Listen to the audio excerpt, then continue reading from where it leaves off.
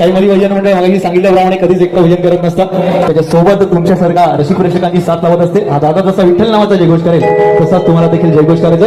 लाईनीमध्ये असलेले प्रत्येक जणांनी जयघोष करायचा, शेवटपर्यंत आवाज गेला पाहिजे. विठ्ठल विठ्ठल विठ्ठल विठ्ठल विठ्ठल